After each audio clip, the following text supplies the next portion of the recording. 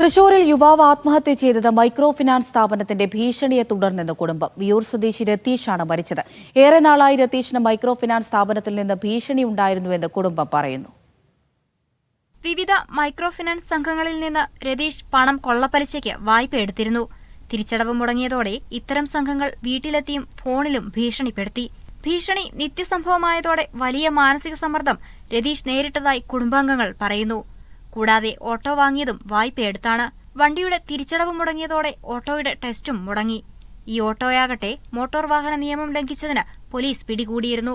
കുടുംബശ്രീ സംഘങ്ങളിൽ നിന്ന് വായ്പയെടുത്തിരുന്നതായും കുടുംബാംഗങ്ങൾ പ്രതികരിച്ചു. ഫിനാൻഷ്യൽ ക്രൈസിസ് ഇതിനു മുമ്പ് എൻ്റെ അടുത്ത് പറഞ്ഞിരുന്നു, എന്നെ കൊണ്ട് പിടിച്ചെഴുതാൻ പറ്റാത്ത ഫൈനാൻഷ്യൽ ക്രൈസിസ് എനിക്കുണ്ട്, ടിപ്പലിശ അങ്ങനെയൊക്കെ കുറേ അവരെ സമ്മർദ്ദങ്ങളും അങ്ങനെയുള്ള കാര്യങ്ങളൊക്കെ ഉണ്ടെന്ന് എൻ്റെ അടുത്ത് ഉണ്ടായിരുന്നു. ഈ കുടുംബശ്രീ അതുപോലുള്ള ഈ എന്താ പറയുക അമ്മമാർ വനിത കൂട്ടായ്മ കൂടി പിടിച്ചു പറിച്ചുണ്ടാക്കുന്ന പ്രശ്നങ്ങളത് ഇവിടെ ഈ നാട് പലിശക്കാരുടെ കയ്യിലാണ്.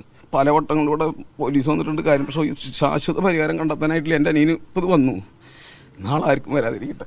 ഭീഷണിപ്പെടുത്തിയവർക്കെതിരെ ആത്മഹത്യാ പ്രേരണ കുറ്റം ചുമത്തി കേസെടുക്കണമെന്നാണ് കുടുംബത്തിന്റെ ആവശ്യം. മീഡിയ 1 തൃശൂർ.